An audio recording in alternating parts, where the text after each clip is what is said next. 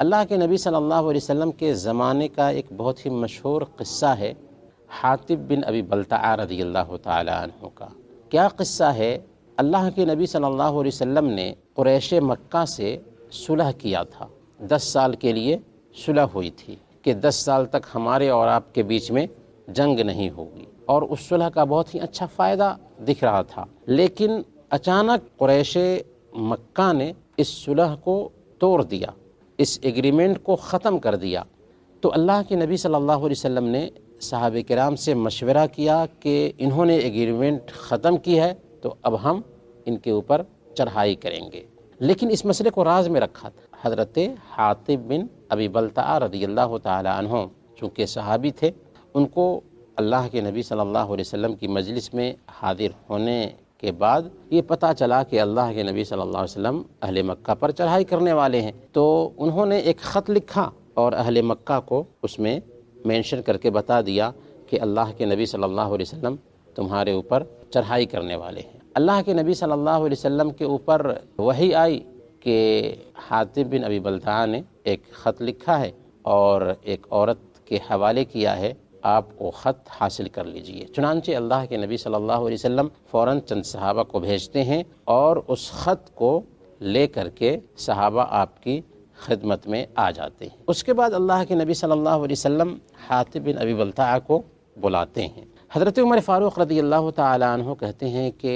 اے اللہ کے نبی صلی اللہ علیہ وسلم، مجھے حکم دیجئے کہ حاطب بن ابی بلتع کی گردن اڑا دوں کہ یہ منافق ہو گیا ہے۔ اللہ کے نبی صلی اللہ علیہ وسلم نے جلد بازی سے کام نہیں لیا، بلکہ حاطب بن ابی بلتع کو سامنے کیا اور پوچھا کہ حاطب بتاؤ تم نے آخر ایسا جرم کیوں کیا؟ انہوں نے کہا کہ یا رسول اللہ، میں جو کچھ بھی کیا ہوں اس لیے نہیں کیا کہ میں منافق ہو گیا ہوں یا میرے اندر ایمان نہیں رہا، بلکہ اس لیے کیا کہ میرے گھر کے افراد ہیں مکہ میں، دوسروں کے گھر کے افراد مکہ میں ہیں تو ان کے خاندان کے لوگ ہیں، میرے خاندان کے لوگ نہیں ہیں، اس لیے میں نے چاہا کہ کچھ اہل مکہ پر احسان کر دوں تاکہ میرے گھر والوں کا وہ خیال کریں، یہ میری غلطی ہے۔ اللہ کے نبی صلی اللہ علیہ وسلم نے ان کا جو یہ عذر تھا اس عذر کو قبول کیا اور کہا کہ اے لوگو سنو، یہ حاطب بن ابی بلتع اہل بدر میں سے ہیں، اور اہل بدر کے بارے میں اللہ تعالیٰ نے یہ فرما دیا ہے اعملوا ما شئتم قد غفرت لکم، کہ تم جو چاہو کرو، ہم نے تمہارے گناہوں کو معاف کر دیا۔ تو یہاں پر دراصل غلط فہمی ہو سکتی تھی اور غلط فہمی میں نقصان پہنچایا جا سکتا تھا، لیکن اللہ کے نبی صلی اللہ علیہ وسلم نے کیا کیا کہ خبر پہنچی تو اس کی پہلے تحقیق کر لی۔ اسی طریقے سے اللہ کے نبی صلی اللہ علیہ وسلم کی زندگی میں ایک بہت ہی مشہور قصہ پیش آیا تھا، حادثہ افک۔ اس میں کیا ہوا تھا؟ اس میں ہوا یہ تھا کہ اللہ کے نبی صلی اللہ علیہ وسلم بن المصطلق گئے تھے تو آپ کے ساتھ حضرت عائشہ صدیقہ رضی اللہ تعالی عنہا تھیں۔ جب وہاں سے لوٹ کر کے آ رہے تھے تو جس ہودج میں حضرت عائشہ صدیقہ رضی اللہ تعالی عنہا تھیں، اس ہودج کو ایک جگہ پر رکھا گیا۔ حضرت عائشہ صدیقہ رضی اللہ تعالی عنہا ضرورت کے لیے باہر گئیں، لوگوں نے سمجھا کہ حضرت عائشہ صدیقہ رضی اللہ تعالی عنہا اس میں بیٹھی ہوئی ہیں۔ جب لوگوں کی ضرورت پوری ہو گئی تو لشکر وہاں سے روانہ ہوا اور ہودج کو اٹھا کر کے اونٹ پر رکھ دیا گیا اور لوگ نکل گئے۔ حضرت عائشہ صدیقہ رضی اللہ تعالی عنہا جب ضرورت سے فارغ ہو کر کے آئیں تو دیکھا کہ لوگ ہیں ہی نہیں، وہ اس جگہ پر بیٹھ گئی اور ان کو نیند آ گئی۔ حضرت صفوان بن معطل رضی اللہ تعالی عنہ لیٹ سے جب آئے، راستے سے گزر رہے تھے تو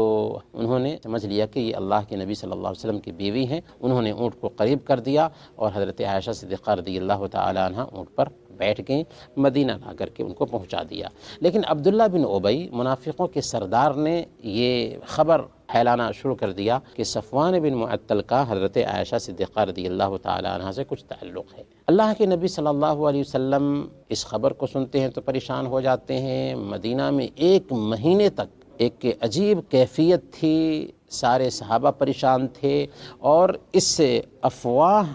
میں کچھ صحابہ بھی آ گئے تھے، یہاں تک کہ اللہ رب العالمین نے حضرت عائشہ صدیقہ رضی اللہ تعالی عنہ کی پاک دامنی قرآن کریم میں اتار دی۔ یہاں پر بھی کچھ صحابہ جو عبداللہ بن ابی منافق تھا اس کی بات میں آ گئے تھے اور حضرت عائشہ صدیقہ رضی اللہ تعالی عنہ طاہرہ مطہرہ کی عزت پہ جو داغ لگانے کی کوشش کی گئی تھی اس کی بات میں آ گئے تھے، اس لیے آ گئے تھے کہ انہوں نے تحقیق کرنے کی کوشش نہیں کی تھی۔ تو ہماری زندگی میں ایسے مسائل پیدا ہوتے ہیں کہ کوئی بات ہم سن لیتے ہیں، فوراً ایکشن لیتے ہیں، بعد میں جب تحقیق ہوتی ہے تو پتہ چلتا ہے کہ یہ بات ایسی نہیں تھی، ویسی تھی۔ اسی لیے ہمارے پاس کوئی خبر پہنچتی ہے تو پہلے اس کی تحقیق کر لیں،